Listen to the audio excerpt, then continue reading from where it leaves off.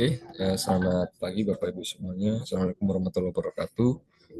Pada pagi hari ini kita akan eh, melakukan sosialisasi terkait Sadari.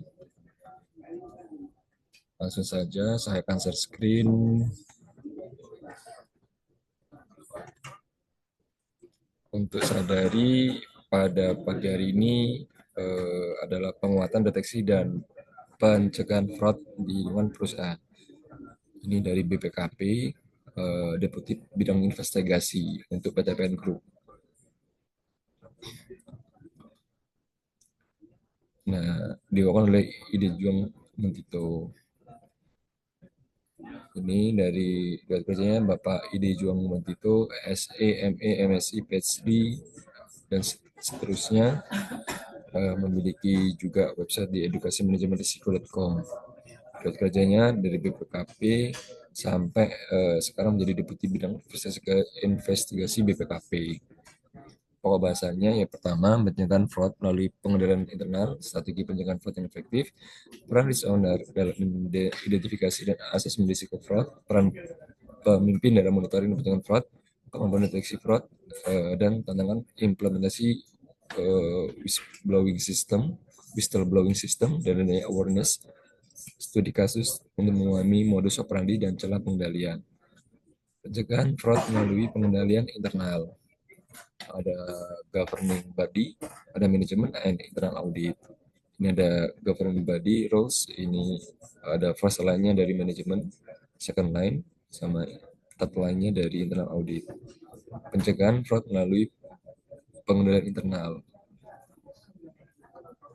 Ini ada model 3 lini dan FRM. Selanjutnya proses FRM. Ongoing comprehensive fraud risk management proses.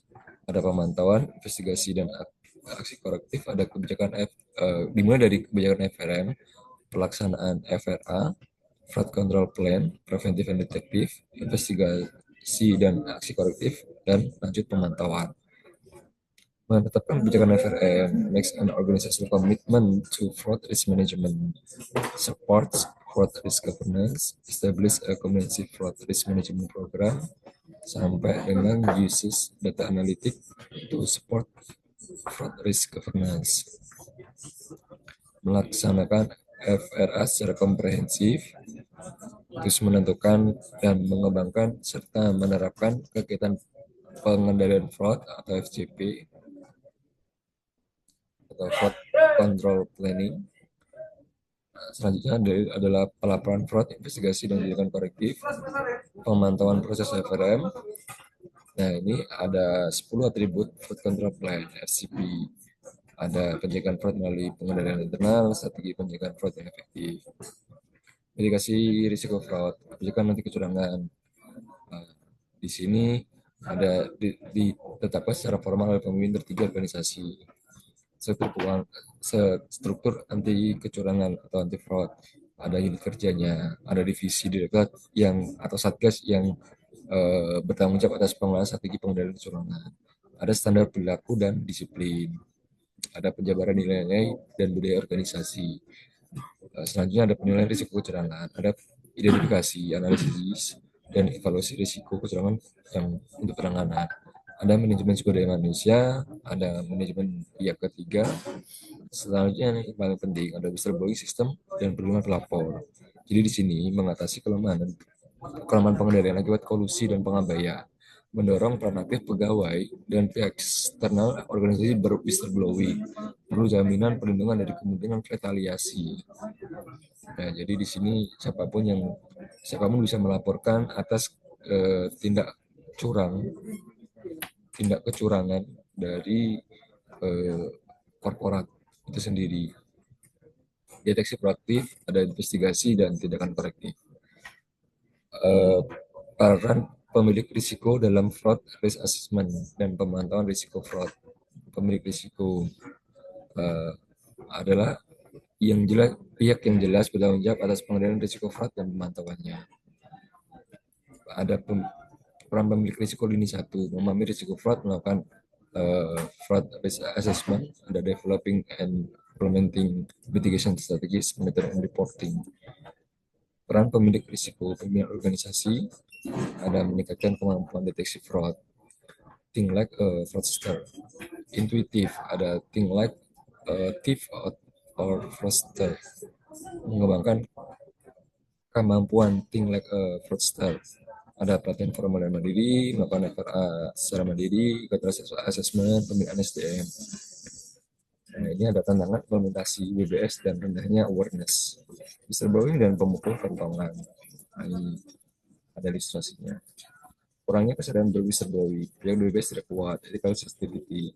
Ada risiko terkait pihak yang dilaporkan. Tidak ada mekanisme apabila yang dilaporkan adalah manajemen. Bagaimana TL-nya? Tidak ada mekanisme apabila terlapornya dewan pengawas atau komisaris. Nah, ini ada risiko tidak efektifnya WBS. Ada ketidakpercayaan pegawai untuk whistleblowing karena tidak lanjuti. Nah, tim pengawas WBS tidak permanen atau dan ad hoc. Ad hoc ini independen lah kira-kira gitu. Anonimitas tidak terjamin, jadi disebar-sebarkan itu siapa yang melaporkan. Nah, studi kasus. Nah, ini kasus pungli THR. Jadi salah seorang di Solo, pungli di Solo Nining Nur Oktav ini mengatakan diminta uang iuran UTHR. Sekarang sudah menjadi tradisi. Nah, nanti bisa pelajari sendiri. Ini ada pungli bansos juga, jual beli jabatan juga, dana hibah juga, ada suap penerimaan mahasiswa baru juga, gratifikasi SKK Migas, ekspor benih benur lobster, kasus Garuda, kasus BTS Kominfo. Nah, itu yang terakhir. Terima kasih. Demikian pemaparan materi terkait sadar risiko dari saya. Kurang lebihnya mohon maaf. Wassalamualaikum warahmatullahi wabarakatuh.